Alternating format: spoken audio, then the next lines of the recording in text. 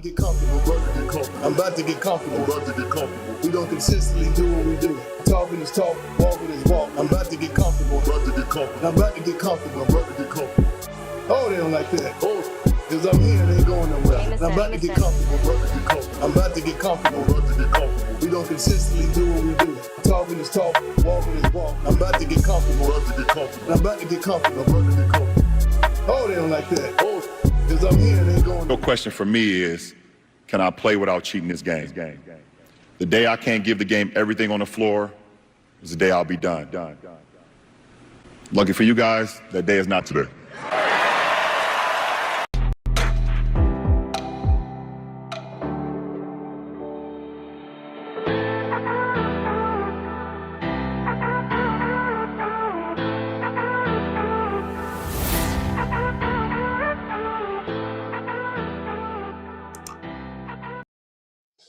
Alrighty, that is not the view, but that is. All right. Let's get it going. Getting everything set up real quick. All right. Let him cook. Let him cook now. Let him cook. I said let him cook. What's going on, everybody out there in YouTube world, YouTube land? I am Jay Jones, and welcome to the live stream lineup. All right. You are watching a master at work. All right. Well, hopefully y'all having a good Friday today. Get my show started up here. I know it's been about a week. Been about a week since I've done a live stream. Been crazy busy. But however, I've been working on some things, working on my setup here, investing into some equipment. So, the sound is much better. And working on some new ideas for the podcast. So I've been doing some work here. So it's my first live stream in about a week, in a couple of days. And we got a lot of things to talk about. So hold on one second.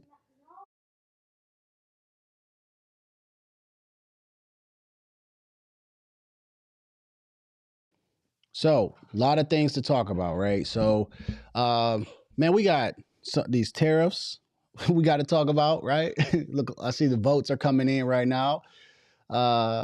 Looks like 75% of you are saying it will work. 25% of the people right now are saying that it's a bad idea. So we got the tariffs, man. Tariffs are in full effect now. The market is reacting to it. However, it's kind of weird because then there was a report saying that, unemployment is very low. There were some good job numbers coming in from the month of March. So, things are all over the place right now. And so we're going to talk about it, give you my perspective on it. I also want to hear what you guys feel about it too. Obviously what's going on in the market is pretty much affecting everyone. However, the plan for bringing back American jobs and things like that. And again, I'm gonna give you my perspective later. I want to talk about Eric Adams in this episode. There was something that I said a few months ago, right? Hold on one second.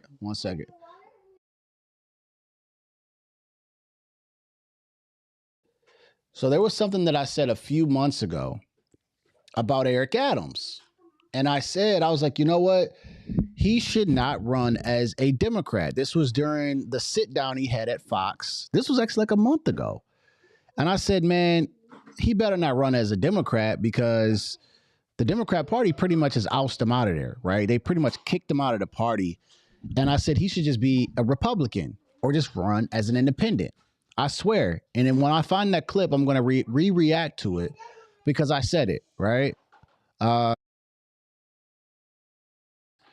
So that's what it is. So I want to react to what's going on with that. Hold on one second.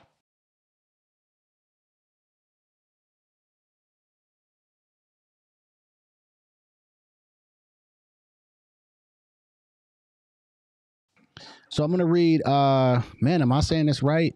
Insight. I got my glasses on, but is it Shay Shares Insight? Hold on one second.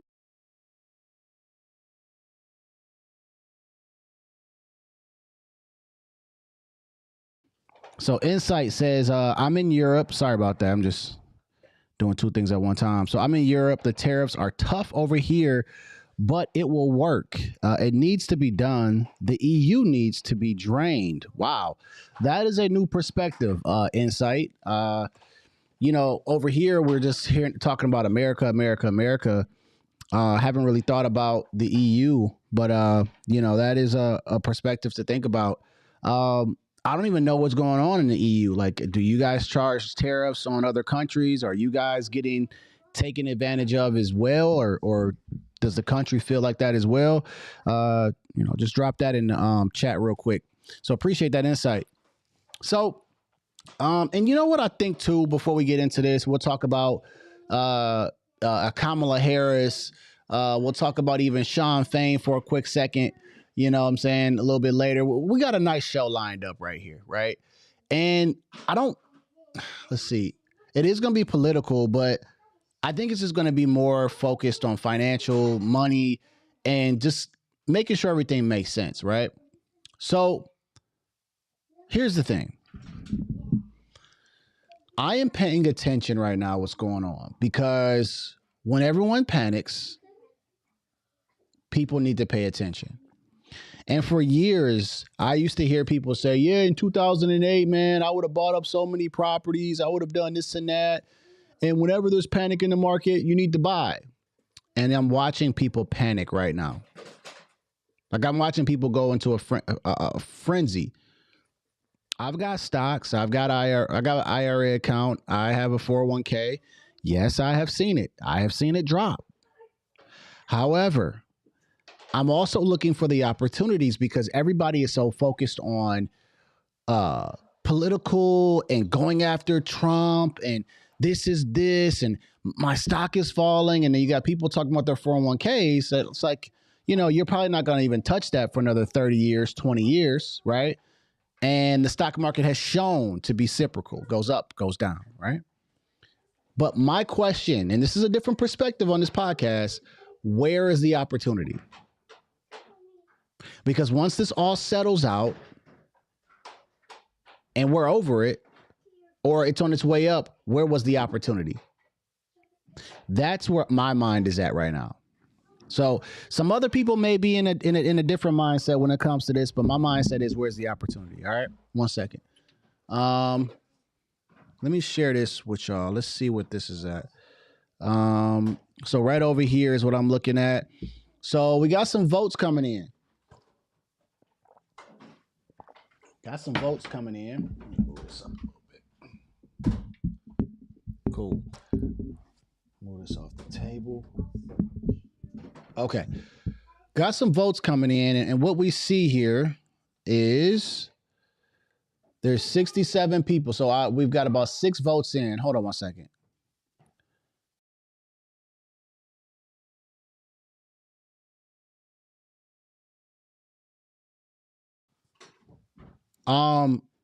What we see right now is 67% of people say that the tariffs will work. And that's interesting, right? That's interesting. And we also have 17% now that say it's a bad idea, and 17% of people are saying, hey, man, I'm just waiting to see what happens, right?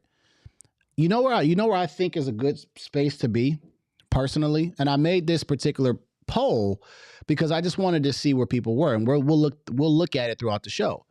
The good place to be, I think, is undecided and waiting to see. That's where I think most people should be. And the reason why I say you should be there is I feel like you can be more level-headed. You can use more logic in that particular sense. Because saying that it doesn't work and we haven't tried it means you're already saying, oh, it's not gonna work, and I don't care. But also the same thing on the other side is like, oh, it will work. You'll get comfortable and not understand maybe what the opportunities are out there, right? I think undecided, but also looking for the opportunity is the best place to be. And that's where I'm at. Because at the end of the day, guys, like, we can't control the stock market. We can't control the prices. We can't do anything, right? We can vote. I see your comment, Insight. And that's it. However, there's always opportunity in either market. So let me see what Insight has said. Insight says, I am in Ireland. The country is being invaded and there was already a housing crisis. The EU is shoving people in. So Europe is shoving people in. Trump said it would be a little pain before the U.S. would see it completed. Yeah. And so when I hear and I'll get into the show here in a second. When I hear someone say, hey, man, there'll be a little bit of pain. Hey, man, this is going to be a little bit of a rough patch before it gets better. I get that, right? Because whenever you're doing business, whenever you're doing something, whenever you're starting something, whether it's even in your family, right? A new baby, you guys are getting married, all these things. In the beginning, like if you have a baby, in the beginning, having a newborn is very, very rough. Right? Like seriously, like having a newborn is super, super rough when you first have it, right? But as time goes on, things get easier, right? You know, and then you're like, oh my gosh, we've made it out of this newborn stage where they're not, eating, sleeping, eating every 2 hours. And now I'm a little bit more relaxed and now I'm having more fun with the kid. And so I look at this similar to that, right? Where there will be a newborn stage, which is probably what we're in right now. Everyone's reacting. Also, Trump is, somewhat trying to establish a baseline, but still very unpredictable. So things are up and down, up and down, up and down. And I think after a couple months, I think we'll see where we're at. I seen Vietnam has already basically said they want to get rid of their tariffs. Canada has stated that if we get, if they can eliminate our tariffs, they'll eliminate their tariffs or something like that. Now that we put them on them, even though there is a stipulation on the MCA, right? The Mexico, Canada, America agreement. So, I mean, there's a lot of things going on right now, and sometimes shaking things up isn't a bad thing, right? And so let's get started into the show, right? I want to save some of my commentary for the actual clips, but I mean, that's kind of my sentiment right now, right? And appreciate Insight for letting me know. I mean, it's kind of a global thing going on right now, and it shows you how important the United States is. Like I think this is being missed as I'm watching these clips. Look how important it is. Like when United States makes a decision or they make a change, look how it affects everything. So if it affects everything, we would want it to be fair. Okay. I'm in the business of real estate. And one of the unwritten rules of real estate is I'm okay to do a deal as long as it's a win-win situation. Okay. It's a win-win situation. Right? You can have, how whatever you want. You can have the house, you can have the car inside the garage, you can have it all. If on the flip side, I also feel like I'm getting something fair as well. I don't care about the car in the garage if I know I'm getting a great deal, right? As well. And so when America's been getting screwed so long, he's like, enough is enough. I'm tired of getting shorted every time we do a deal. And how many of us can continue paying deficits, continue being in the negative before we say, hey, something's got to change. And we're not going to keep doing the same thing that Kamala Harris and Joe Biden want us to do, right? Wait a minute. We need to make a drastic change. And this might be what it is. So let's get into it. So Insight says Trump is not up and down. He said he said what he was going to do at the rallies. Absolutely. I listen. I mean, he said he was going to put tariffs on people, man. So,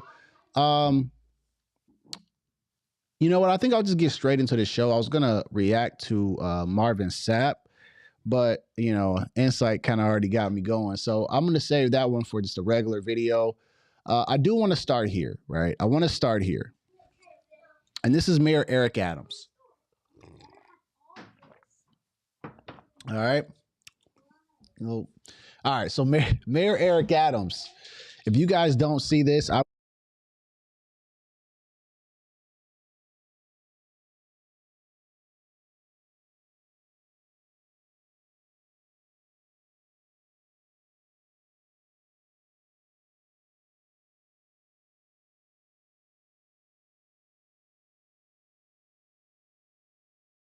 New Yorker and over me, but I'm not a quitter. I'm a New Yorker.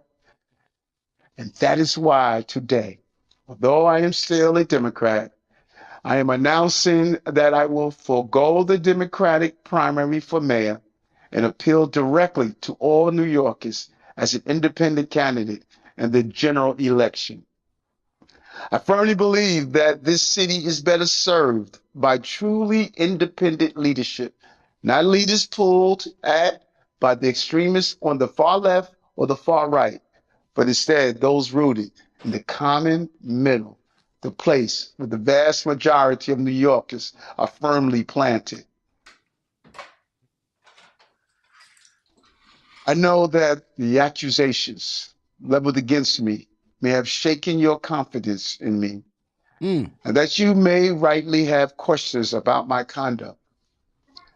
And let me be clear, although the charges against me were false, I trusted people I should not have, and I regret that. But the issues I face are nothing compared to yours. Rising costs, public safety concerns, deep concerns about the future. All the candidates in this race would tell you that they have solutions to all that. You should hear them out. But you should. all right. So I want to stop it right here.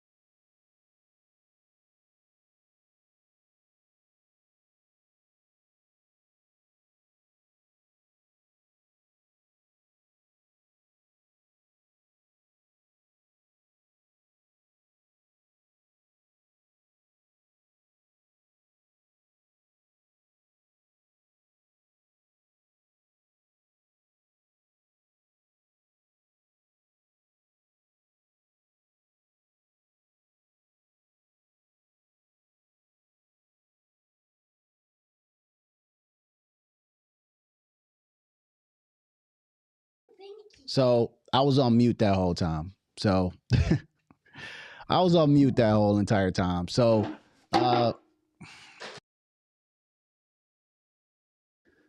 right, so I was on mute that whole time. So what I wanted to say basically is that the Democrats have found a way to run away their good talent. They have thrown away RFK Jr., they have thrown away Tulsi Gabbard, and they have literally ran away Mayor Eric Adams.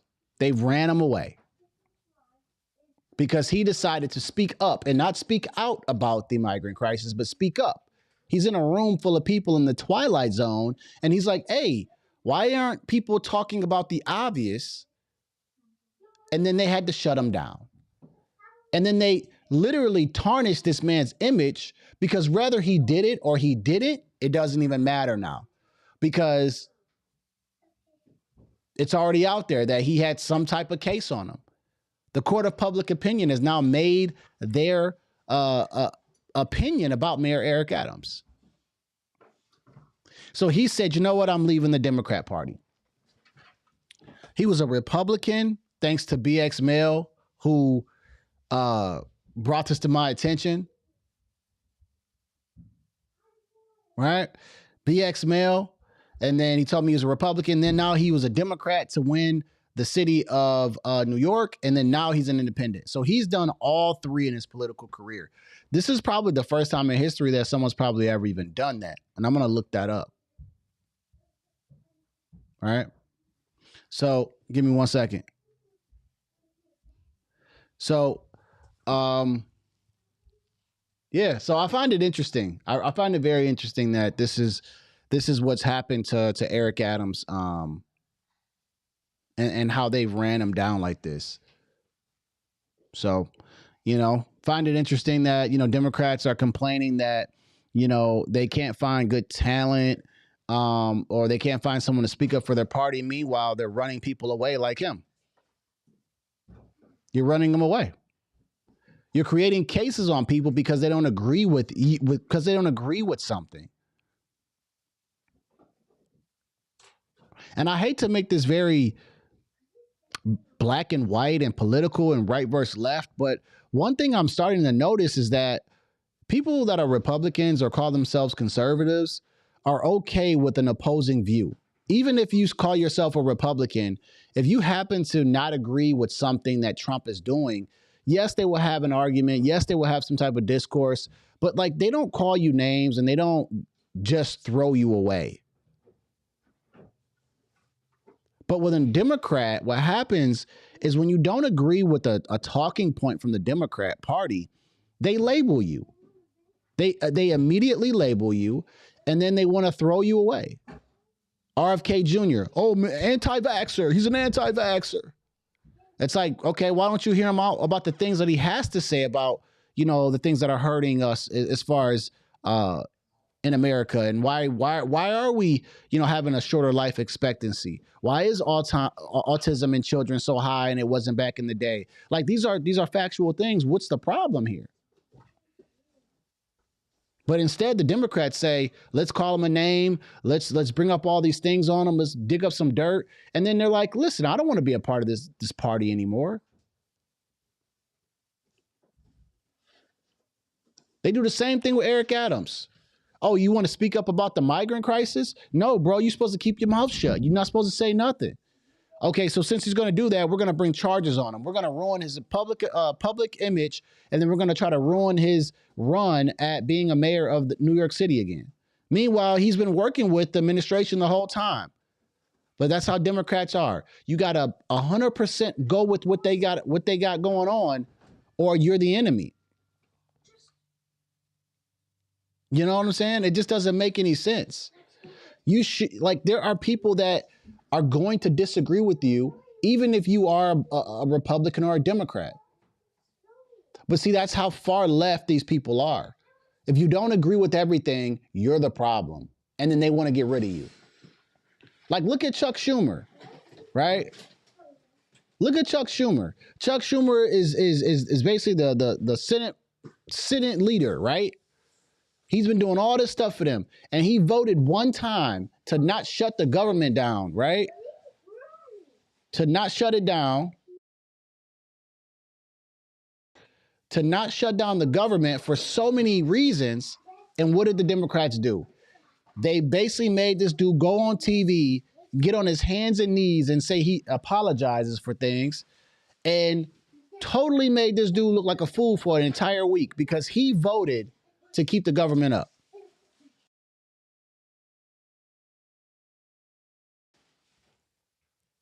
That's what the Democrats do now. So shout out to Mayor Eric Adams for growing some big ones and basically telling the Democrat Party, forget you guys. I'm going to run as an independent. I don't know if he's going to win or not, but shout out to him for disassociating himself with this party. Some people are going to call him Trump's puppet because he decided to work with Trump on the immigration thing. Right? And yes, cases got dropped. Yeah. It's pretty bogus. Pretty bogus stuff that they did to Mayor Eric Adams. I mean, just because he doesn't agree with one of your agenda, you just want to pretty much tell him that, you know, hey, let's just throw some cases on him. Let's just throw some charges on him. It's just dumb. So shout out to him for doing that. Let's get to that next topic, though.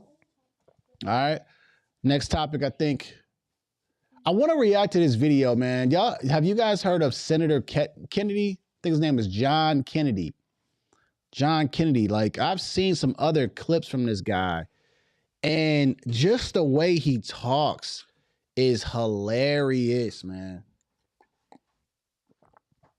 So I want to react to him right now. He's talking about tariffs. He's usually a pretty reasonable guy, to be honest with you. Hold on.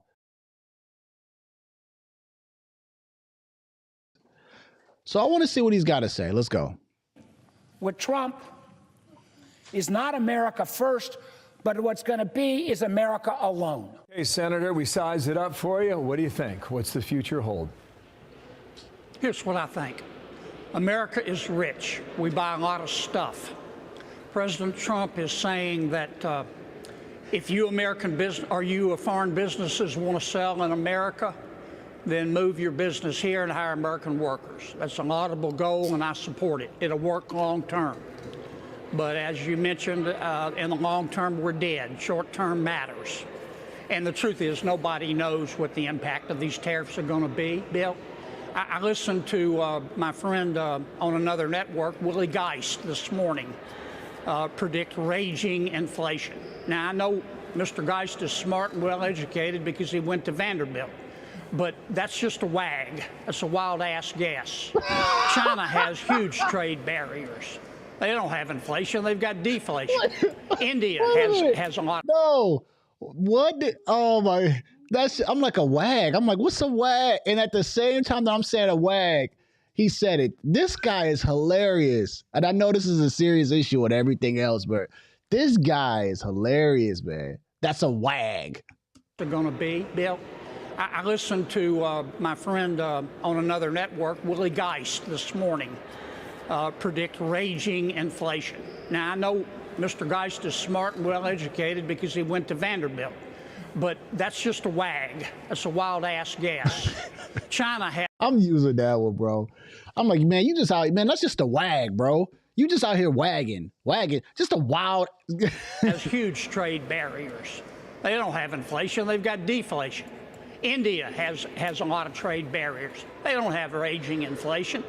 We'll know more in the next couple of months. I agree. If you want a surefire investment, go book as many rooms as you can at the Hay Adams Hotel across from the White House, because every foreign trade representative is going to be coming to America to meet with the Trump administration to try to negotiate. So it'll be 3 or 4 months before we know what the final tariffs are going to be. Last point, we're in uncharted waters. Tariffs are more art, in my opinion, than science. Tariffs are like whiskey. A little whiskey under the right circumstances can be refreshing. Too much whiskey under the wrong circumstances, and you end up drunk as a goat. We just don't know right now, but we'll know with. This guy, what? I mean, the analogy is spot on. I mean, it's spot on, right? Too much anything is bad, but it's just the way he says it. Oh my gosh, a wag, the whiskey reference. Oh man, goodness, John Kennedy. How old is this guy though, man? Somebody tell me in the chat, man. How old is John Kennedy? He is hilarious. Too much whiskey under the wrong can be refreshing. Too much whiskey under the wrong circumstances, and you end up drunk as a goat. As a goat? We just. I was drunk as a skunk. Who was drunk as a goat? This must be some old sayings. I never heard drunk as a goat, but drunk as a skunk I've heard. Don't know right now, but we'll know within the next 6 months. If it works, let's take a dozen. If it doesn't work, the president's going to have to recalibrate. The other thing that's happening is you've got big decisions to make on Capitol Hill about the future of taxes in America, the spending plan, and that is going to go forward. The Treasury Secretary, Scott Bessent, was on that yesterday. I would assume that this will not be in place in a month, 2 months, definitely not in the back half of the year. So I'm in the camp that this is the beginning of a big negotiation. That actually was Carlos Gutierrez, a former secretary, saying something similar to you. What I wanted to play was this. This is Scott Bessent, the Treasury Secretary, on GOP unity and tax cuts.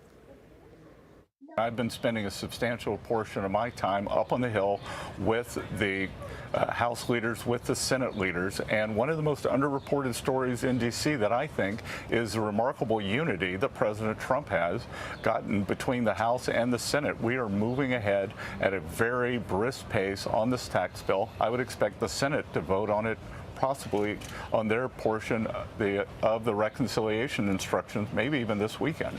So, do you think that that's possible? And would that give the market some measure of stability, thinking that that could actually go through and be solid? Number one, Secretary Bessent is very capable. I'm glad he's running Treasury. Number two, we will vote on the resolution this weekend in the Senate. It will pass. Number three, the main economic issue in America was, is, and remains high prices.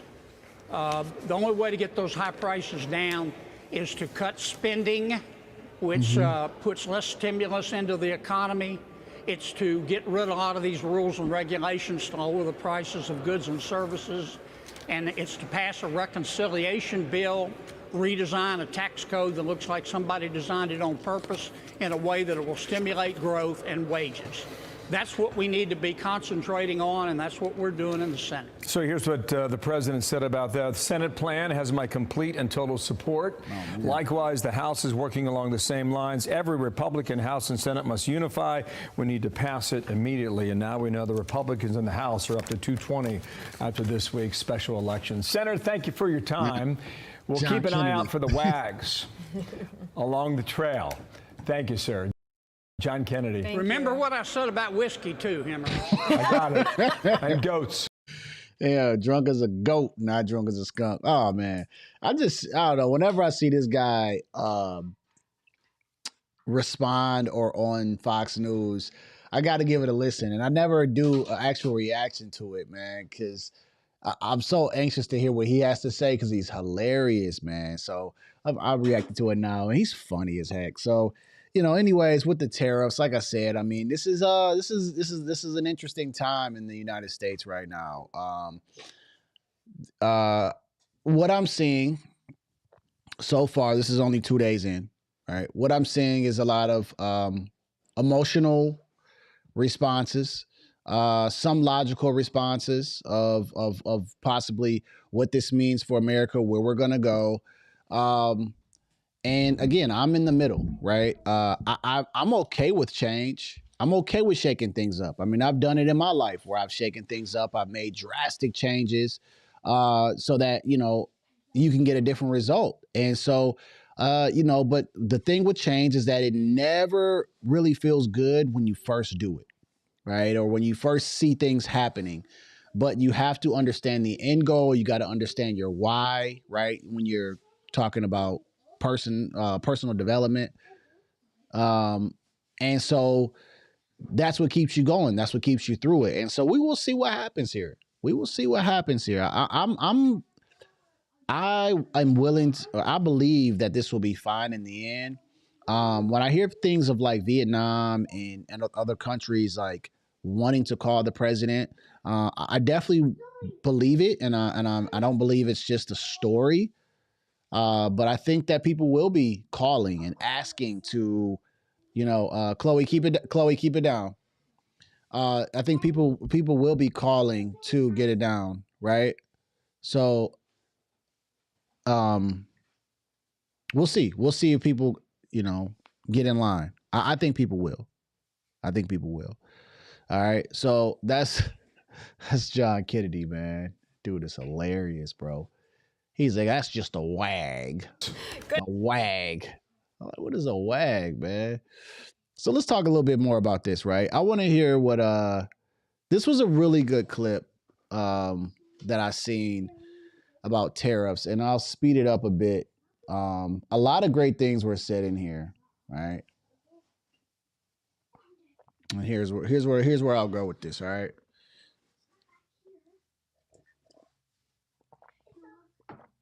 Stock market right now, it's looking real crazy right now, right? But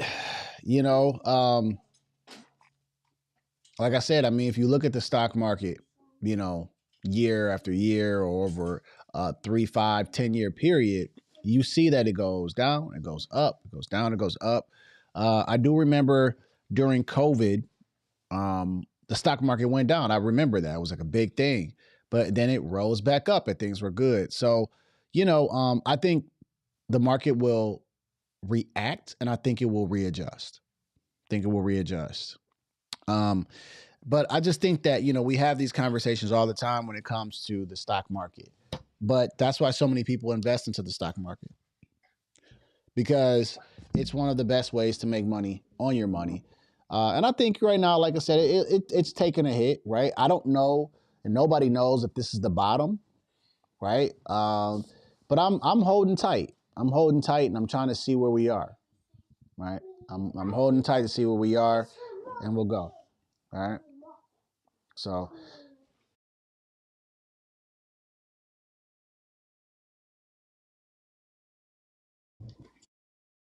After getting slapped for you, while the market suffered from some side effects of taking tariff medicine, President Trump was seeking phenomenal offers and ready to deal. Vietnam just got their checkup. After getting slapped with one of the highest tariff rates, all it took was one phone call. And Trump says Nam is open to having 0 tariffs.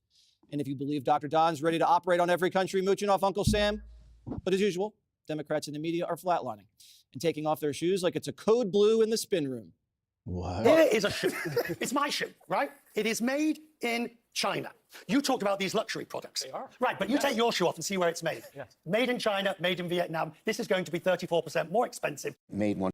Let me stop it right here, right? Because this is the stuff that I'm talking about when I say there's some people out there with logic, and then there's some people out there that are just being emotional.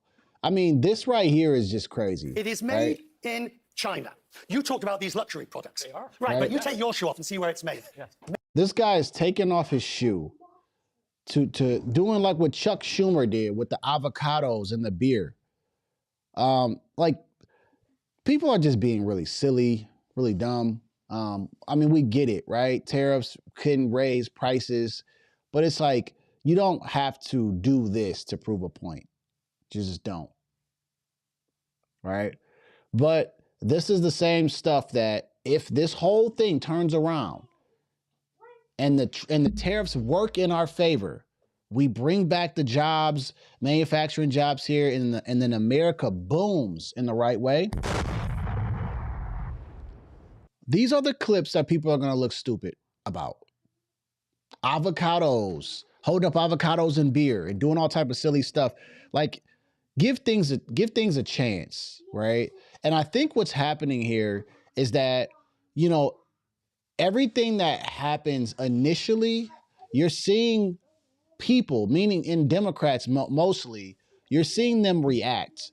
Like they just want to react. They so badly want everybody to regret Trump so badly that they don't understand that 76 million people voted for Trump understood what they were voting for, unlike them, who they didn't know who their candidate was and who they were going to vote for, right? They didn't know any of those things, right?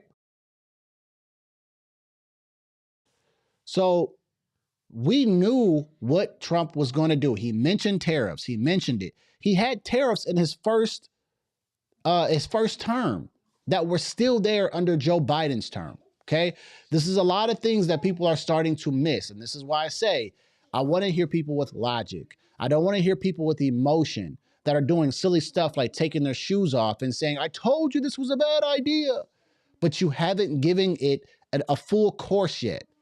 We are in the first quarter of the game, and you're starting to tell me that the game is over when we have 3 more quarters to play. We have 8 more rounds to box. This is not the end of the game. And so Democrats are starting to react early because they don't know how to control themselves emotionally. They just don't know how to control themselves. They just don't. They just don't know how to control themselves. But they have been wrong on a lot of things. And so what they should do is take a step back and see how these things go. Because in, let's say, 4 months or 6 months, this whole thing turns around. What if this whole thing turns around? Because a lot can happen in a few months and in a year. What if it all turns around? What if money starts pouring into the United States like we've never seen it before? Just saying. Taking off your shoe is insane, bro. Made in China, made in Vietnam. This is going to be 34% more expensive. Made one of the dumbest decisions he's ever made as president, and that's saying a lot. What Donald Trump has announced in terms of his tariffs is just plain dumb. I began to understand how this is the only guy in America that could bankrupt multiple casinos. So what's the recovery plan for the patient? Well, more U.S. manufacturing and jobs. This former auto worker says the tariffs are working and the so-called experts are all wrong. Nobody was crying these crocodile tears when they were closing the Mound Road engine plant that Chrysler had in Macomb County, or the Romeo engine plant in Romeo, Michigan, in Macomb County. But all of a sudden, now that we're trying to bring these products back, these components and these vehicles back to the United States, all of a sudden, all the so-called experts are saying it's going to plunge us into recession and be terrible for the economy. All right, so shout out to the Macomb County reference, by the way. That is that's the county that I'm in Michigan, Macomb County. And I'm glad that he said that, because we have Shawn Fain, who was the advocate for Kamala Harris and how good she was for the automotive industry. Look what Shawn Fain is now saying about Donald Trump and his tariffs and how he's actually backing it. All right, let me turn on the Tariffs on all imported automobiles set to take effect on Wednesday, April 2nd.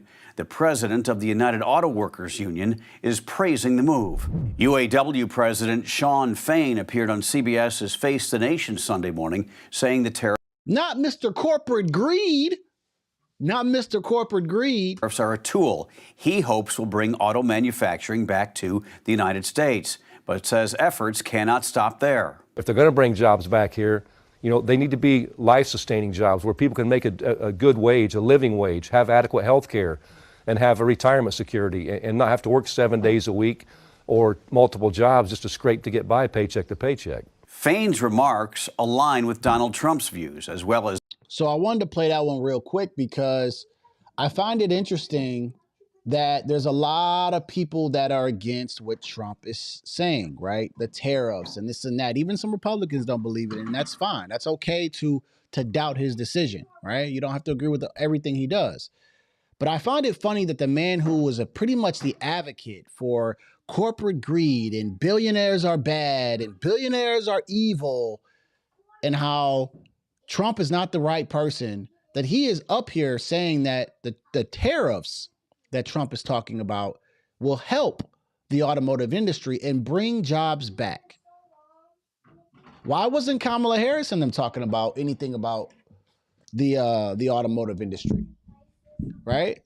This is where I will get political on this video, right? This is where I will get political on this video because politics is a dirty game.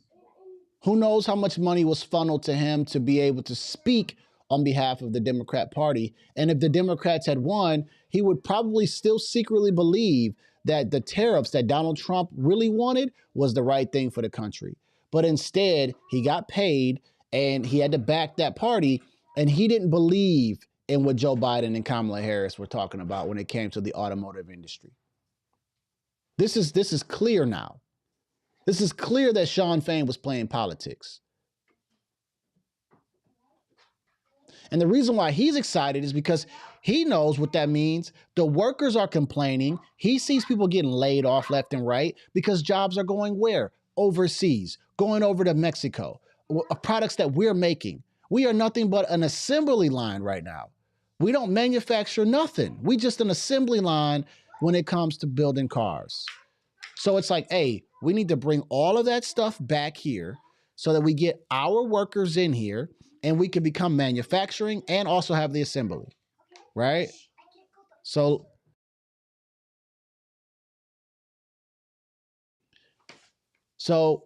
I find it interesting that this is Sean Fain's take now. And he's actually coming out and saying that Trump did something right, which is pretty crazy because Democrats won't ever say Trump did anything right.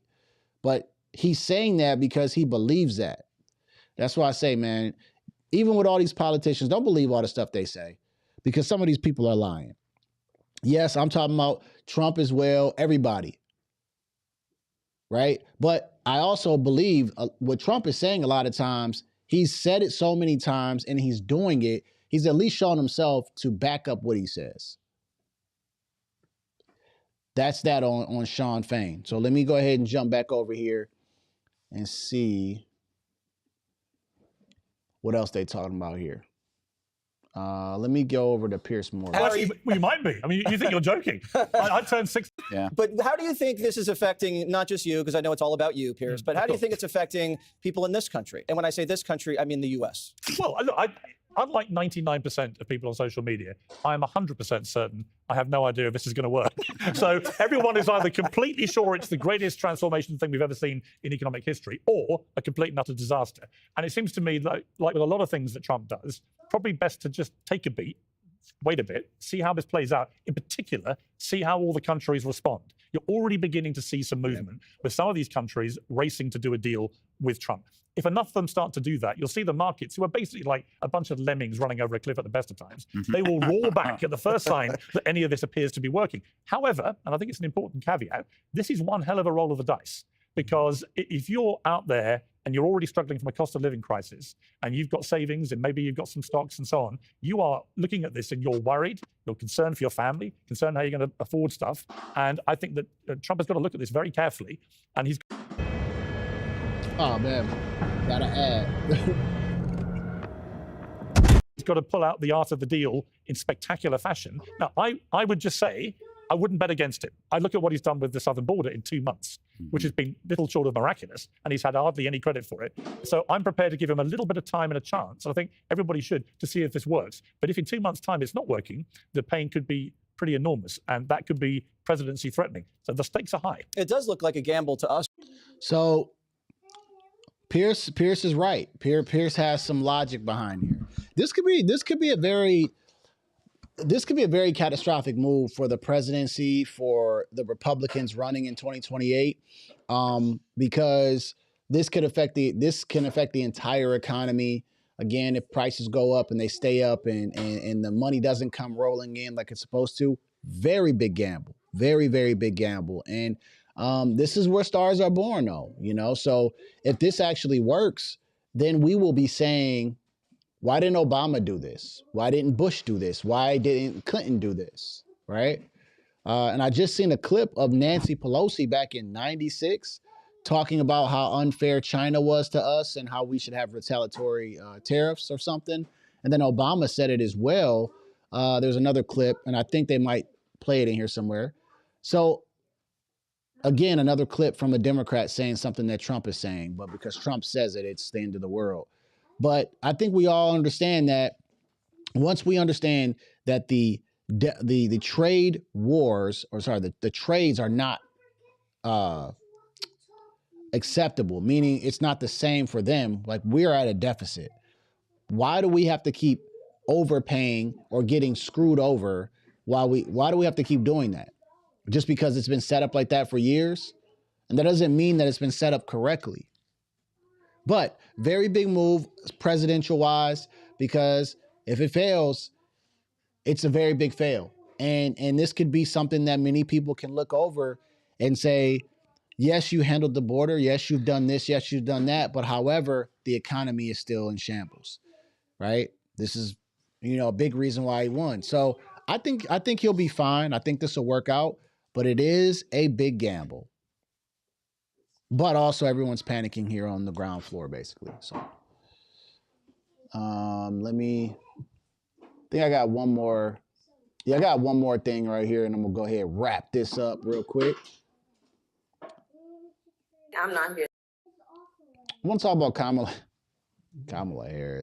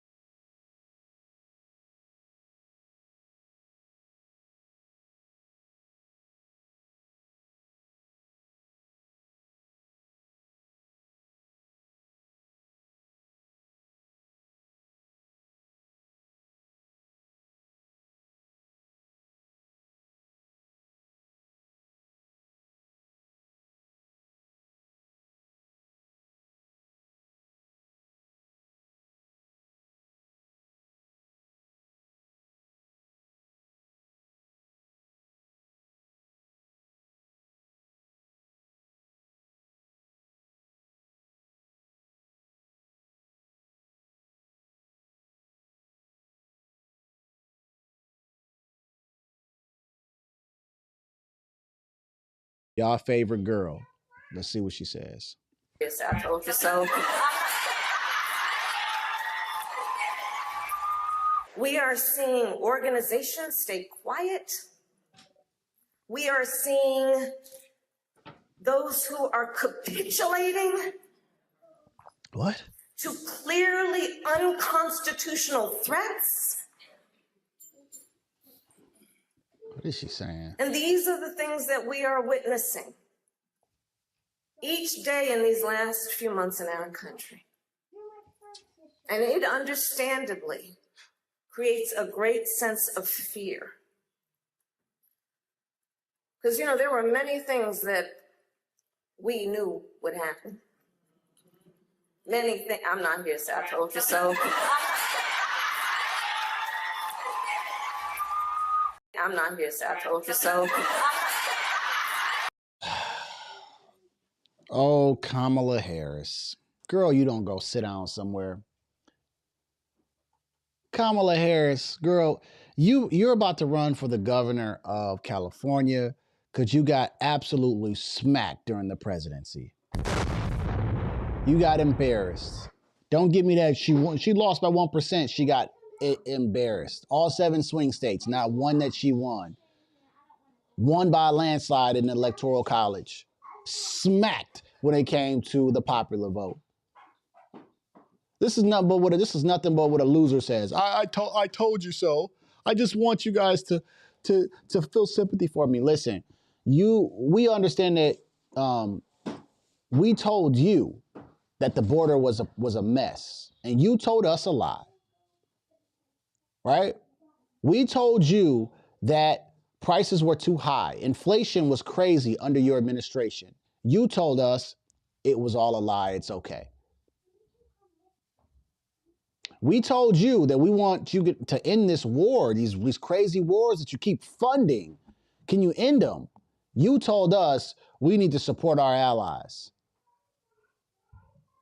We told you what we were really going through as Americans, and you just told us to be quiet, get in line, and I'll tell you what's best for you. And that's why your butt got booted. Right? This is why you got booted. Because we're not listening to what you have to say, Kamala Harris. You are nothing but a big bowl of word salad. A big bowl of word salad. You talking about capitulating, this and that. Lady, talk to us like normal people. This is why you lost the election, because you don't know how to just talk to people. Right? So you saying that you told us, like they said, you ain't tell me shit. In one of the movies I watched, you ain't tell me shit. But go ahead and get your campaign ready, Kamala Harris, so you can run for the governor of California and run that country into the ground that it's already in. And you will never be able to be the president of the United States. Even Barack Obama didn't believe in you. Barack Obama said, I told you so, that you wouldn't win the election.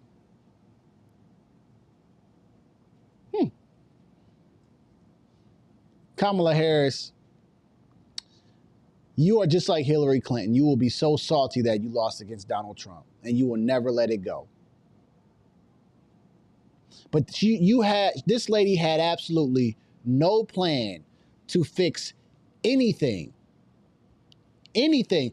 She would have got in office, and it's almost frightening to believe, she would have gotten in office and done absolutely nothing. She would have kept everything how it was, and they wouldn't have reported it, but we would have been saying, okay, why is inflation going up even higher? Because they got USAID just funneling money through. Stacey Abrams over there probably getting another $3 billion just sent to her for no reason in one of her shell companies. We would be in so much more turmoil and economic ruin under Kamala Harris. And she would have no answers because she's a puppet.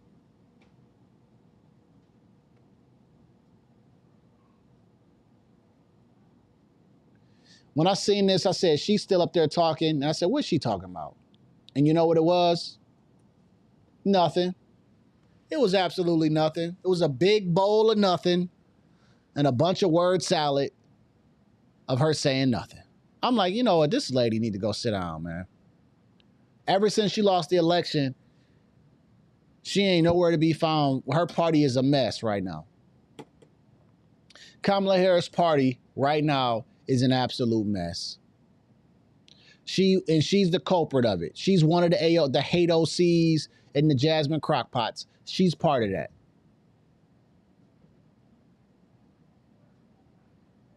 Interesting. That's your girl, Kamala Harris, whatever y'all want to call her. Y'all don't care how we pronounce her name now because she ain't in office and she can't say nothing. You know, nobody care how to pronounce her name. Call her loser because that's what she did. She straight up lost. I think that might be it for me as far as my show program. I'm gonna play this last one because it correlates with Kamala Harris. And it's funny because this lady's on CNN that we're about to react to. And did I find it? So there's a book out right now of Joe Biden and the cover-up, right? Shout out to Coffee Grinder. What's going on there, sir? There's a book out right now of Joe Biden's cover-up. And how many, man, if you listen to this on the replay, shout out to Ortis. Oh, man, you know, I was just about to get off this thing, but, you know, we got the cool people coming in the game. Appreciate you. Listen, I said this on my podcast before. I said, don't be surprised when they make a book about Joe Biden and how he wasn't running the country and how, you know, he was declining, right? And not even a full 6 months later, there's a book out. I think there's 2 books out, but I know there's a book out right now of his decline, right? No problem.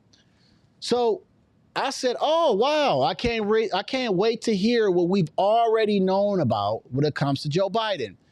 And this lady named Ashley that's on this show says something that I think is quite funny, right? Her, Ashley Allison, says something that is so funny to me because this is how Democrats act when they get hit with facts and they finally have to answer for the dumb stuff that they've been saying because they didn't believe and understand what was going on, right? Listen to this. They tell her about the cover-up. Or anything that happened. Ashley, do you feel lied to? Yeah. Let me play that back for y'all. Let me play it back for y'all a little bit. Let me give y'all a little bit of context because this is what Democrats, this is how Democrats feel all the time. Was basically Biden wasn't up, like he shouldn't be prosecuted out of sympathy.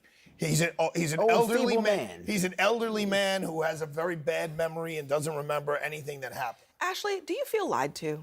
Yeah, I do. I hadn't been around the president before that debate, and I worked for Joe Biden, and if the people around him knew that he was not capable, it is unacceptable to me that they allowed him to go onto that stage. I deserve better as a voter, not even as a Democrat, as a voter and as an American. I do.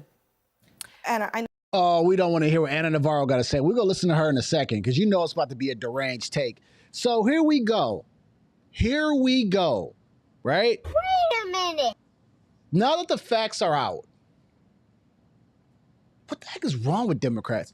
Now that the facts are out, and someone comes out with a book that says, hey, this is clear what was going on with Joe Biden all the way up to the debate. You know, he was pretty much sleeping throughout the debate prep, X, Y, and Z. They asked this lady, do you feel lied to? And the first thing she says is... And I think it... Doesn't remember anything that happened. First thing she says is do you this. feel lied to? Yeah, I do. Why didn't you listen to what we were telling you? Why didn't you even look at it with your own eyes and see that Joe Biden was pretty much done? See, before Joe Biden even ran for the president of the United States, so many people, conservatives and whatever, Trump supporters, you can call them whatever you want, were saying, this guy is old. He's not good. He can't remember. He falls around. And for 4 years, you guys got to get an up close and personal seat to Joe Biden's blunders. And the man was a complete mess. He got up there trying to go up against Donald Trump and got so embarrassed that Trump looked at this dude like he was sorry for him. And you had people like Ashley during the debates, during the presidential runs that were supporting Donald Trump. Supporting Joe Biden, saying, no, he's not old. He's not this and that. He's sharp as a tack. He could do backflips. He could do all these cool things. He's great. I've been with him on Air Force One. I've been with him in the Oval Office.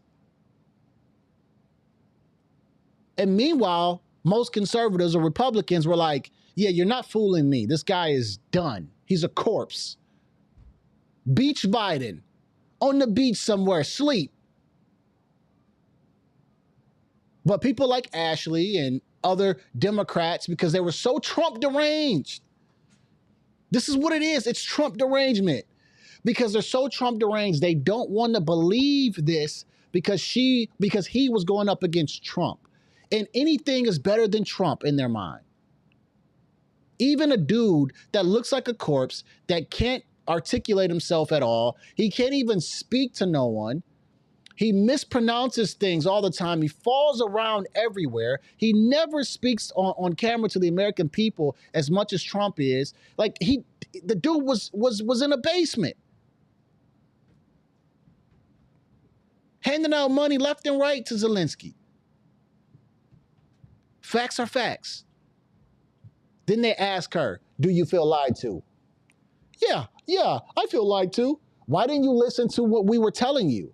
Why didn't you go and do your own research on this stuff? Hell, it was happening right in front of your freaking eyes.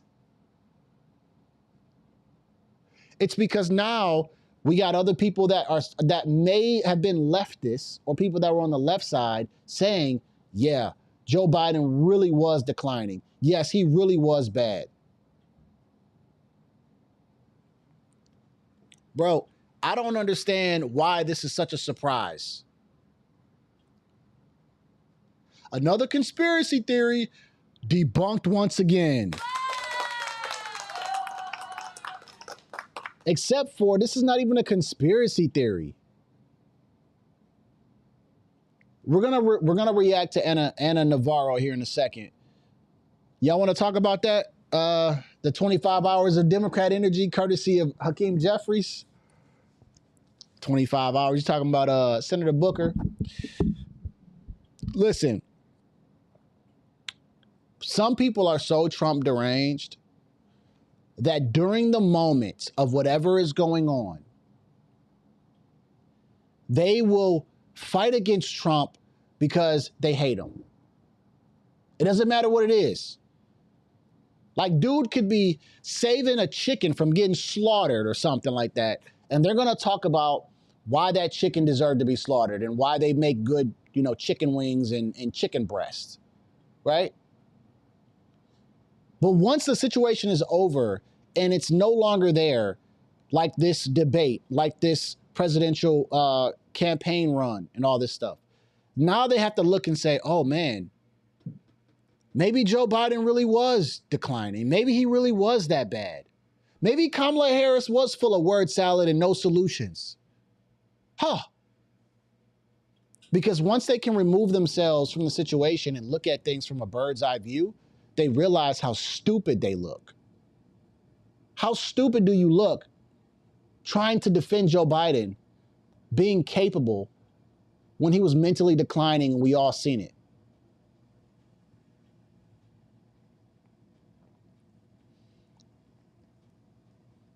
I'm going to react to that in 1 second, Ordis, because I got a lot to say about Cory Booker.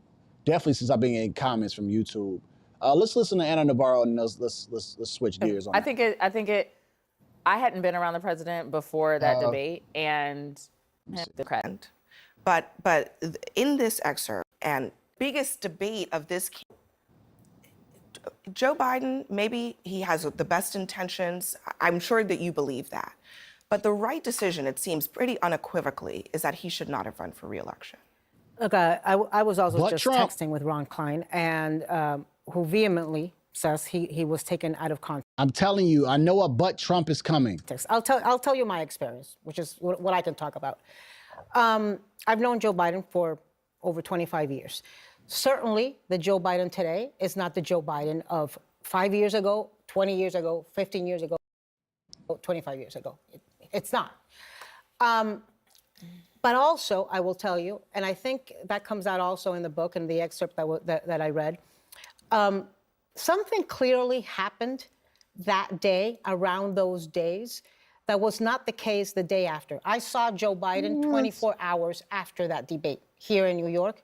He was a completely different person. I saw Joe Biden when he came to The View after he dropped out, and he was a completely different person than what we saw at that debate. What happened around those days, I don't know. And can I tell you something? I don't care, because I want to talk about the future and how we fight Donald Trump and how we get rid of Donald Trump. He was not a completely different person. He did the Stephanopoulos debate interview to try to save him. He did your show to try to save him. He just, he's the guy who's in his mid-80s. I'm not faulting him. He just wasn't the Joe Biden who was elected 4 years before. He wasn't the one. Anna Navarro, shut up. Just shut up, Anna Navarro. Just please do us all a favor and just shut up. I don't care how long you've known him. If you've known him for 20 years, and you would know that he's definitely much slower than where he was 20 years ago. I mean, this is how far the Trump derangement goes. She didn't care about any of it. She just told you, I didn't care because he had to beat Trump. And I didn't care if my cat was going up against Trump. I'm going to vote for my cat. Like, this is how silly these people are. One person saying, Ashley Allison on the show, yes, I felt lied to if this was really going on. Yes, I do. Anna Navarro, how do you feel? Well, I've known him for 20 years, and he wasn't like that. And the day after the debate, he wasn't like that either. He came on my show, and he was completely fine. But when he got in front of Trump, I don't know, it's just a bad night. So you still don't understand what's going on. You still don't understand that the dude was not mentally capable of even being in a debate, hell, the White House. And I think that Sir Michael Williams he mentioned something that I think that will be the next conversation for people, because now that we understand that Joe Biden was having trouble running the White House and doing that debate, who in the world was running this damn White House for 4 years? This is not some conspiracy theory question. This is real. If there was so many problems going on with Joe Biden, who's running this country? Mike Johnson, Speaker Mike Johnson, we reacted to it on this channel, right? We're going to talk about Jeffries in a second, Booker. But the thing about it is, I lost my spot. All right, there we go. The thing about it is, who was running this country? Speaker Mike Johnson said, I walked into a room. I was trying to get a hold of Joe Biden for like 2 weeks. I walk in the room. There's a CIA director. He mentioned some other people in the room to talk about something that Joe Biden had passed. And then when he asked him, Joe Biden said, what did I sign? I don't know what I signed. And Speaker Mike Johnson said, like, I was being clear, like, hey, you did this, and it did X, Y, and Z. And he said Joe Biden didn't even know what he signed.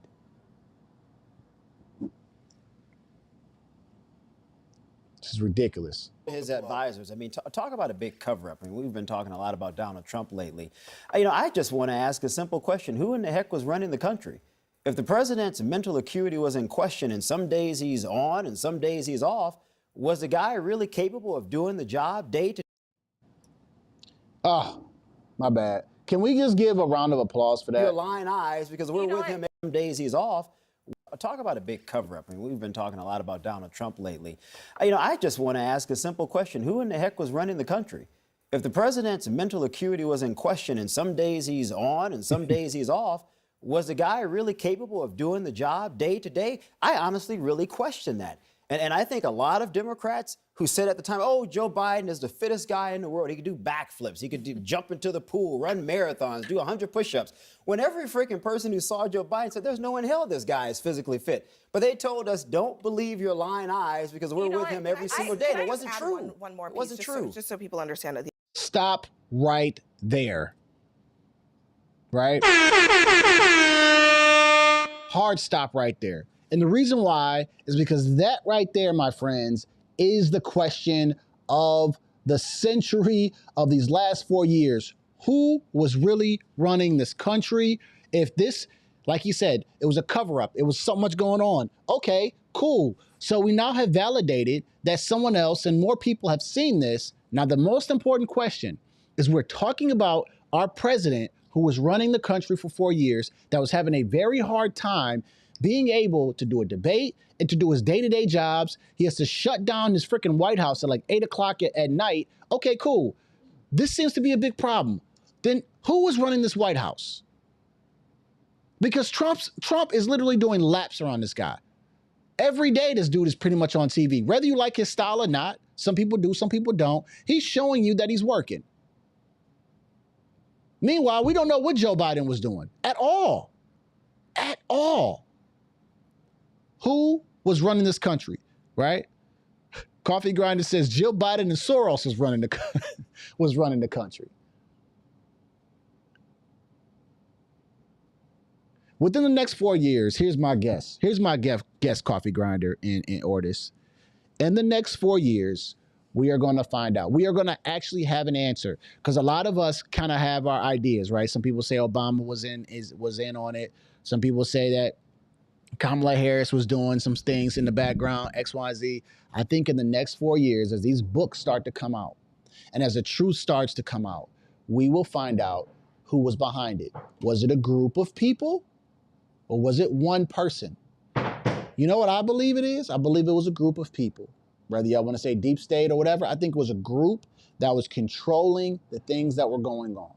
And the president was just somebody that was just in the room, lost, and signed this.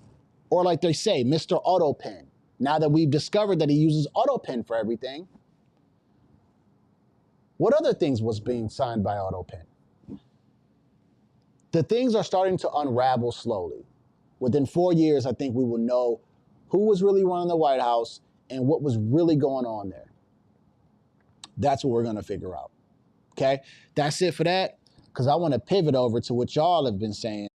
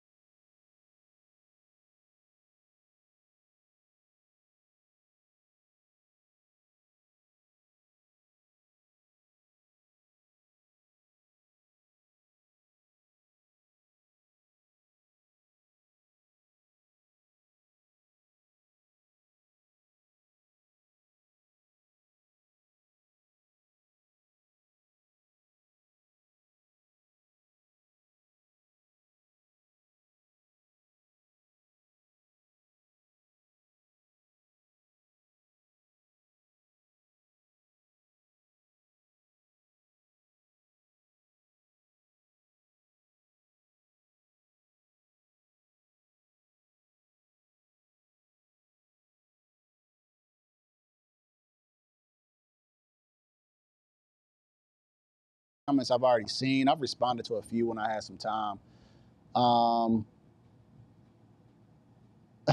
Like this guy, Mr. Orphis, right?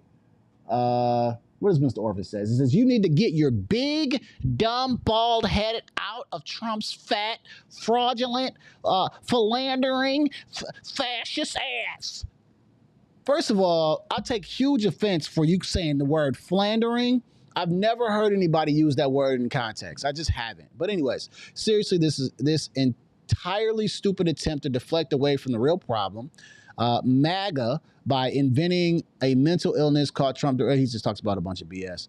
Let me see. What does this one say? I love how he says, Mr. Jones, super respectfully, you seem like you're an idiot. So this is about the Cory Booker video, which is actually getting quite a few views and a lot of comments, which I love. This means I've struck a nerve. That's my man Ortis at the bottom. I got yours down there, Ortis. I think if they could show it. Got your comment there at the bottom with the purple star. That's Ortis, my man, my man. Let me see. There was another comment in here.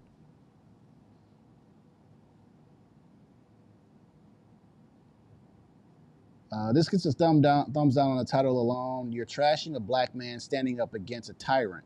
Your ignorance is definitely showing if you can't understand what Cory accomplished. This is where I want to do a hard stop because, first of all, I said nothing about him being black in this entire video, right? And this is what I told this idiot. I said nothing about him being a black man at all, actually. And I said, I find it funny that you brought race into a conversation that didn't deserve, that wasn't needed. I said, this is what Democrats do. When they have a losing argument, the first thing they want to do is they want to throw out attacks and they want to bring in race because they figure I bring in race, you can't debate me on that. But this is quite funny to me. And this is where I want to pivot this video. So 25 hours of this guy talking. And so Democrats are like, yeah, This is a good thing. He stood up for us. He spoke for us. You don't understand how the Senate works. And he blocked legislation from passing. And although I love strategy and I love when people do certain things, right? Because it's like chess. I asked myself, what was done? What did he do? He sat up and talked for 25 hours, right? Which, if I'm going to be objective, my God, that is very impressive. How in the world can you stand up that long without your feet hurting like that? That is insane, right? You didn't go to the bathroom. You fasted for 2 or 3 days before. Dude, like, I'm going to give it to you. That is crazy and that is insane that you would do something like that. On the flip side of things, while you did that, and just from a human perspective, right? Impressive, but what did you actually accomplish? What did you risk your body for? To talk about Trump for 25 hours? To say how bad it was for 25 hours? Is this how you guys feel post-election? That you want to sit and talk about him for 25 hours? Was there nothing else more productive to do in that 25 hours? Did you literally just take the day off and just sit there and talk and ask and answer questions? No one is talking about this 2 days after you have done this, sir. Nobody. Nobody's talking about this.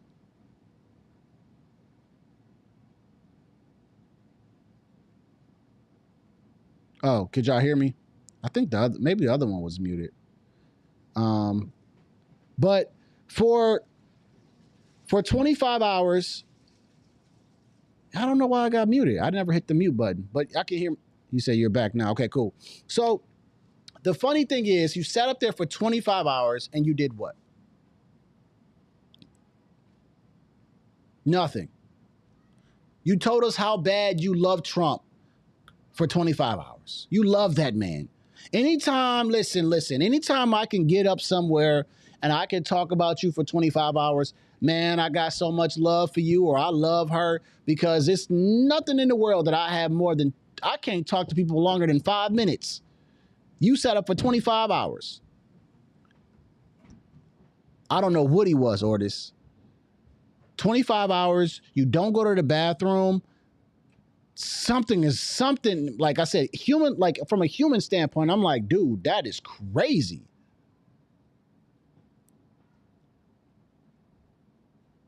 So people are in my comment section and I love it. I respond to it because it helps the YouTube algorithm. I'm petty like that, right? Because they respond, I respond. It just, YouTube says, hey, it's activity. YouTube does not care whether you hit the doesn't care if you hit the dislike button or you call me out in the comments. It's all activity. But in my comment section, people are like, he did a great thing. And I said, dude, like you guys just want to fight every single fight for no reason. Just any and every fight. I don't understand it. You guys want to fight fights that aren't even necessary.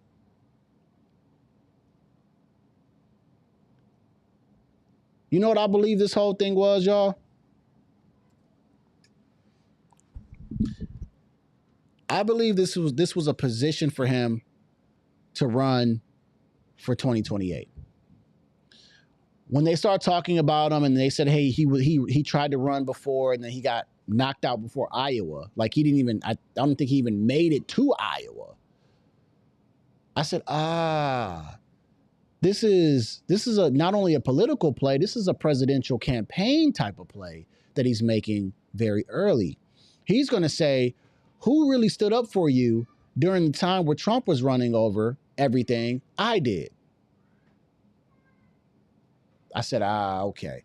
This is a presidential campaign run for him because this party is acting like idiots, would hate OC and Jasmine Crockett. Bernie Sanders is lost and just 2 steps away from dementia.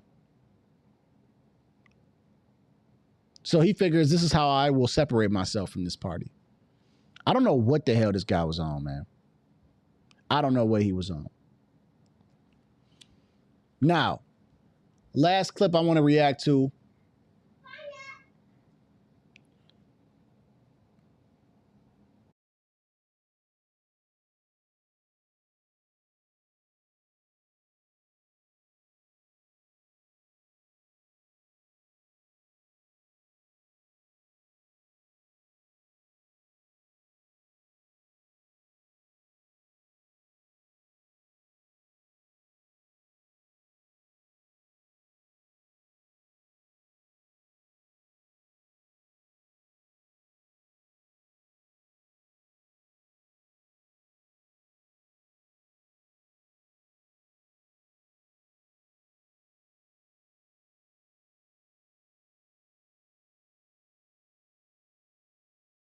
Aha.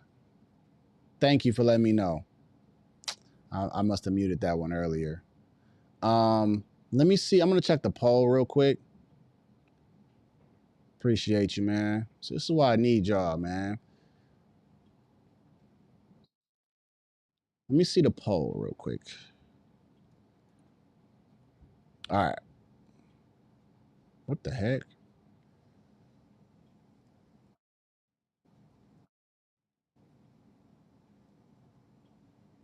I don't know what the heck that was.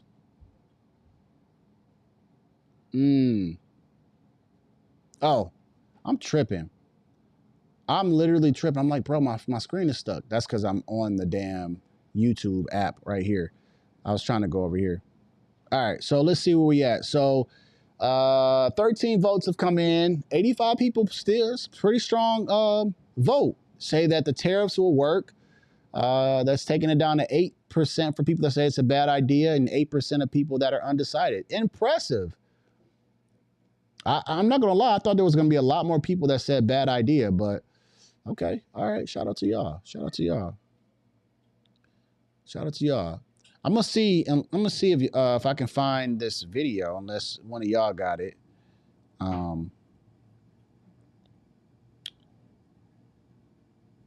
me see. Nancy Pelosi. I think it was 1996 tariff video.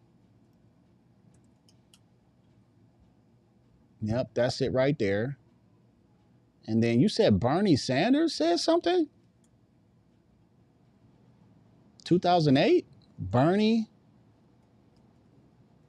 Sanders, 2008, tariffs.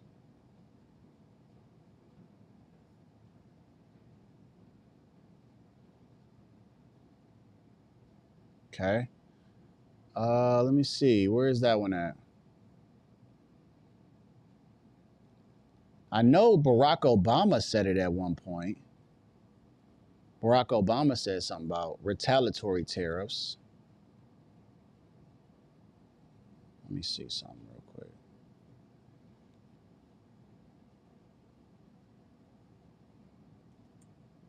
One second.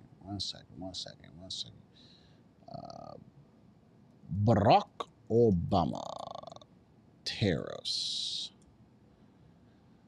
Here we go. All right, so I think we got it. All right, cool.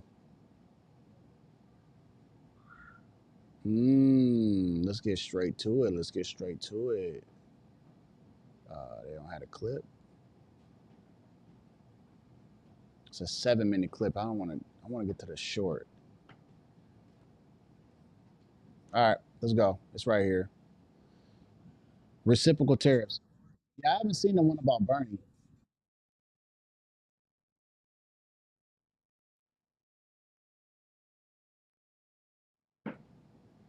Man, Nancy Pelosi looks so different. Oh my gosh. I mean, obviously, I know people get, older, but my goodness, she looks much different here. Much different here. How far does China have to go?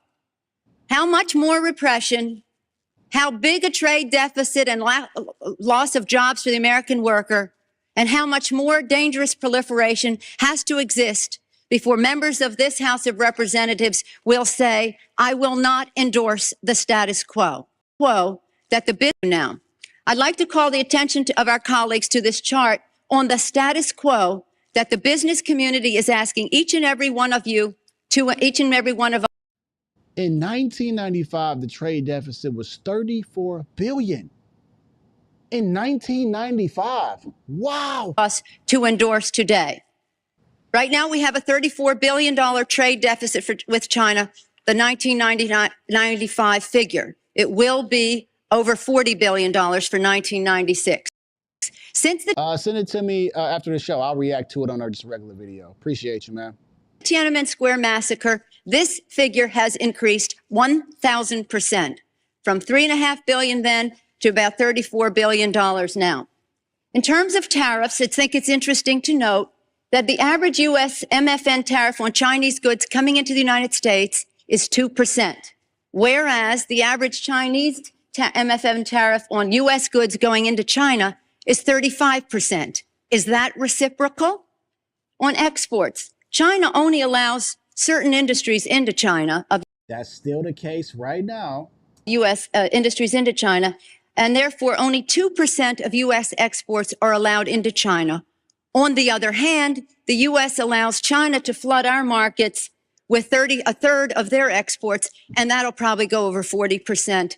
And it's limitless because we have not placed any restriction. In terms of jobs, this is the biggest and cruelest hoax of all. Not only do we not have market access, not only do they have prohibitive tariffs. So you mean to tell me that back in 1995, Nancy Pelosi said the same thing that Trump is saying in 2025? And he's been saying this for a very long time as well. Not another clip brought up by a Democrat saying the same thing Trump was saying back in the day. I want to react to this one, right? See, I'm quick with this when I want to be. Shout out to my man, Coffee Grinder, and appreciate you. Let's see what Bernie Sanders had to say.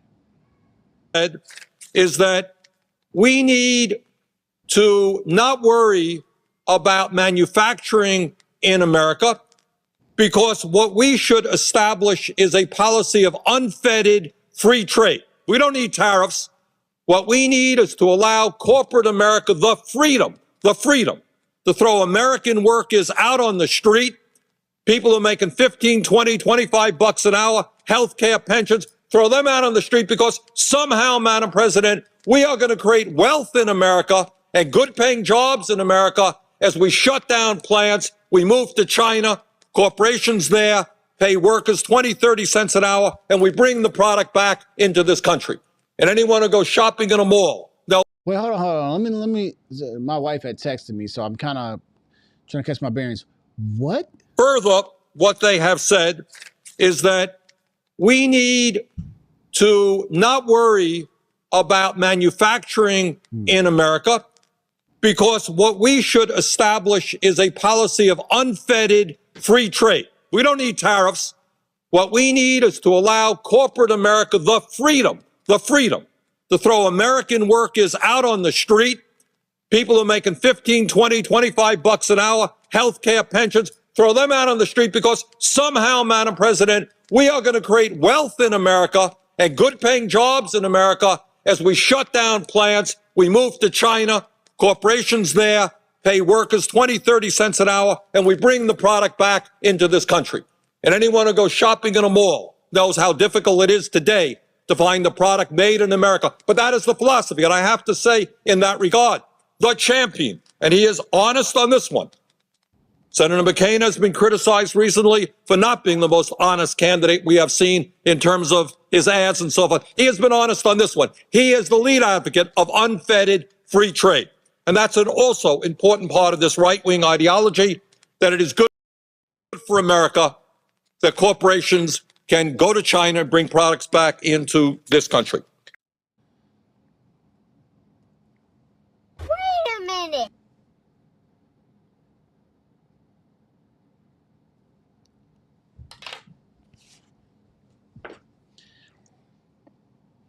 They're playing politics with us, man.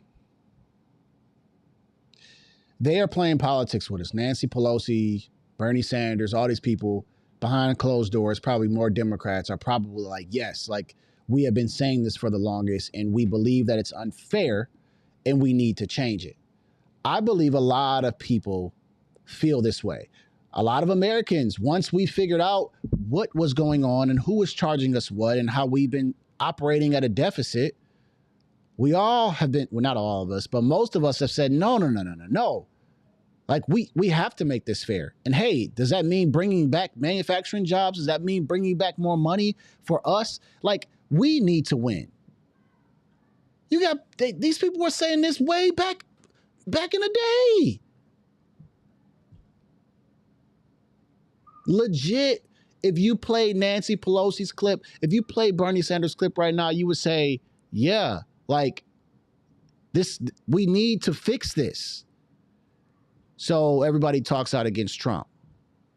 This is what I was saying earlier about Trump derangement syndrome and how what happens is whatever situation that Trump is working on or whatever he's doing, they oppose everything because that's part of TDS.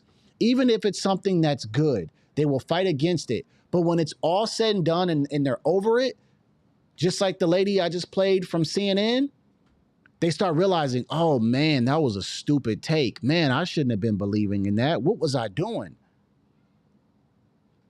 Because now they can think with their logical brain instead of being emotional about hating Donald Trump so much.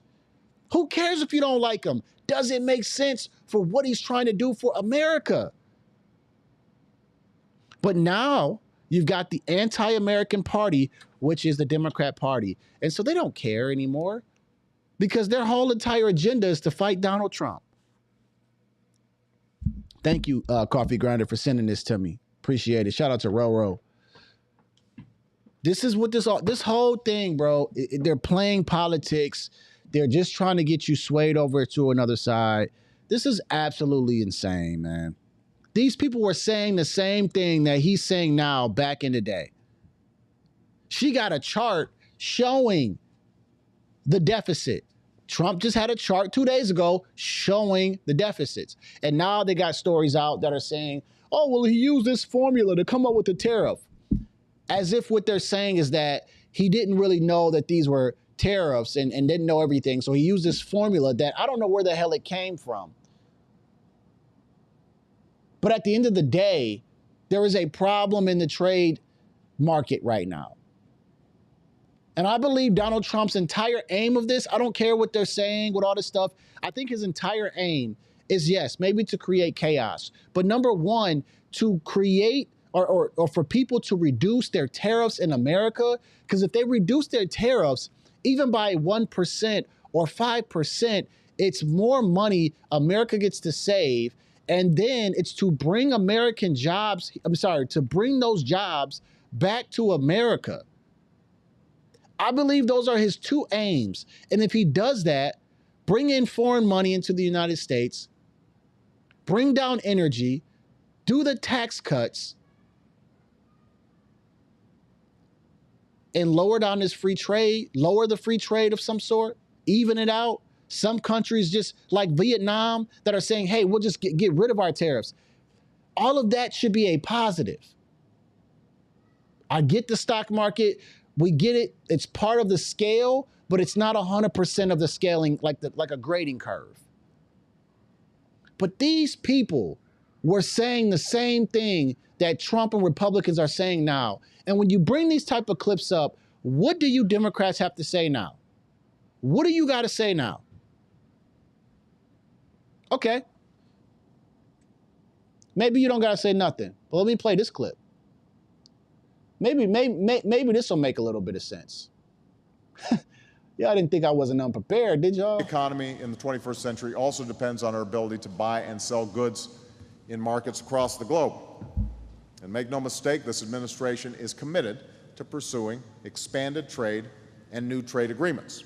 It is absolutely essential to our economic future. And each time that we have met with the G20, economic future, which means it's going to be later. To our economic future. And each time that we have met with the G20 and the G8, we have reaffirmed the need to fight against protectionism. But no trading system will work if we fail to enforce our trade agreements, those that have already been signed. So when, as happened this weekend, we invoke provisions of existing agreements, we do so not to be provocative or to promote self-defeating protectionism. We do so because enforcing trade agreements is part and parcel of maintaining an open and free trading system. Say it again, Obama. Agreements provocative or to promote self-defeating protection of existing agreements. We do so not to be provocative or to promote self-defeating protectionism. We do so because enforcing trade agreements is part and parcel of maintaining an open and free trading system. Wait a minute.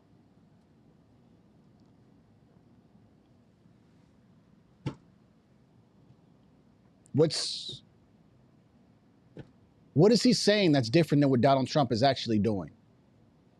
He's saying, hey, we revoke some of these things. We're not doing this to be spiteful, but we got to even it out. Like China is like eating us alive right now.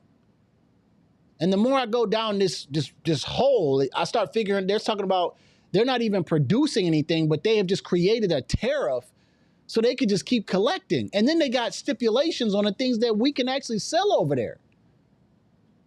But we let them dump all their stuff into us. No problem. I said this before earlier in the podcast. The biggest thing, right, is a win-win situation that you have to create in any negotiation.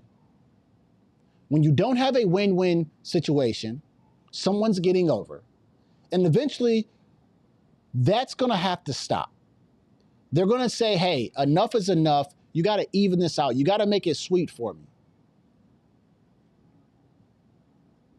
And so if you heard what Trump said on his plane, he basically said, after being asked about Vietnam, and Vietnam said, hey, we're going to take our tariffs to zero, Trump. He said, maybe we're willing to do something with our tariffs, right? If they add something sweet with it. Because we've been taken advantage of so long, why don't you go ahead and sweeten up the pie? Because I felt like I've been getting screwed for years. So now for it to be better for me, throw in a little bit with it. Throw in a little bit with it, right? You go to McDonald's, you order a Big Mac and a fry, they give you apple pie with it. I mean, I'm just saying, these people have been saying this. Democrats have been saying this before Trump was saying this. This is not something new that Donald Trump just made up. This is not something new that Donald Trump just made up. He's been talking about it for like 30, 40 years. And then you have politicians and your girl Nancy Pelosi. But I bet you if you put a camera and a microphone in front of her face right now, she's going to say, oh, Trump's bad. He's trying to kill the economy. But if you ask her about what she said back in 1996, when she was probably like, who knows how old she was then, she wouldn't have an answer for what she said back then.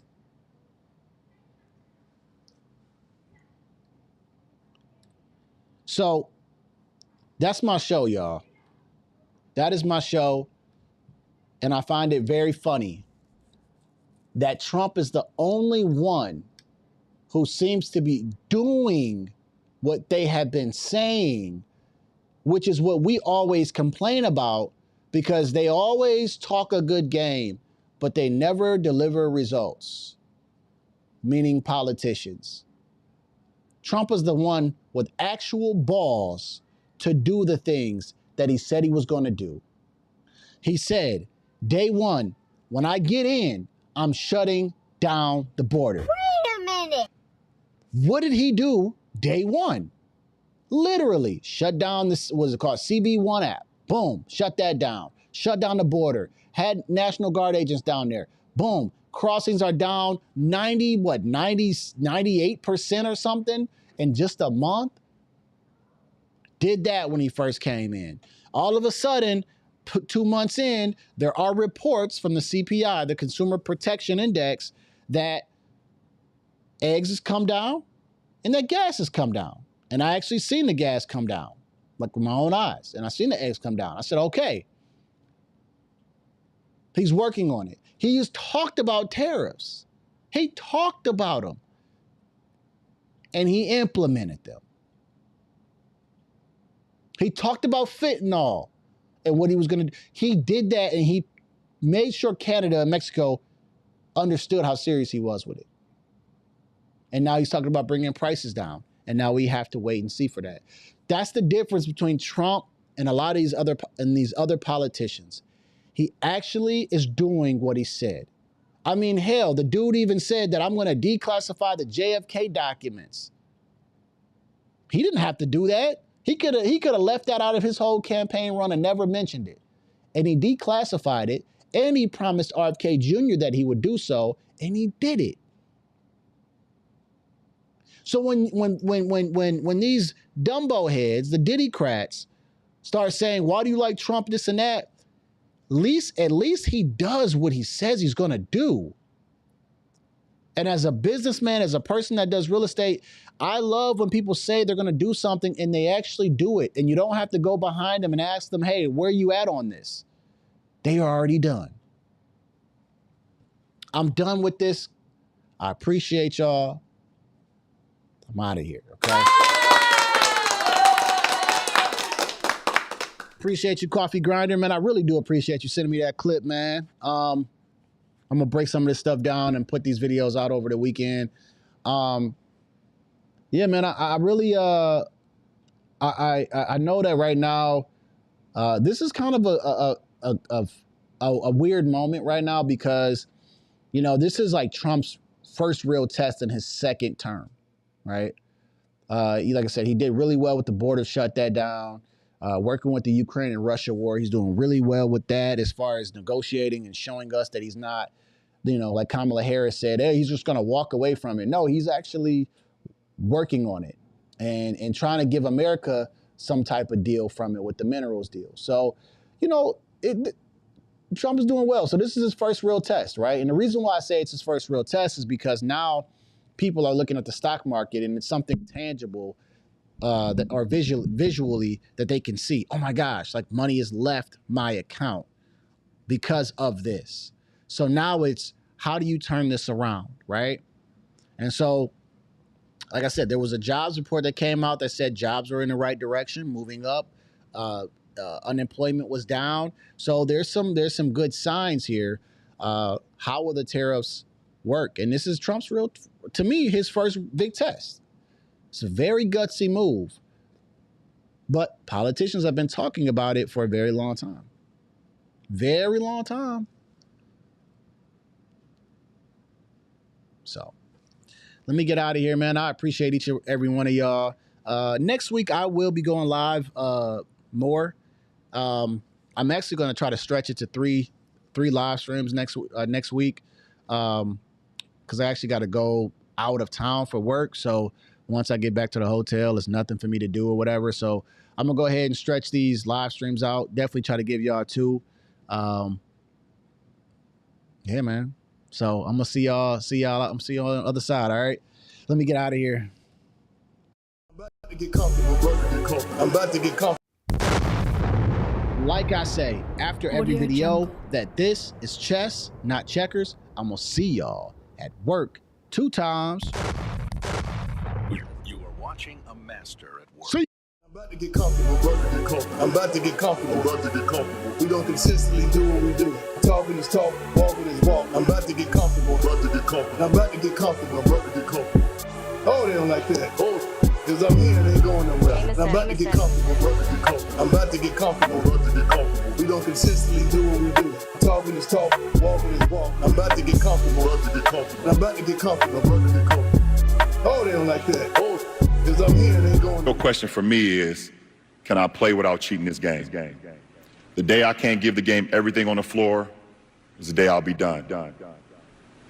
Lucky for you guys, that day is not today.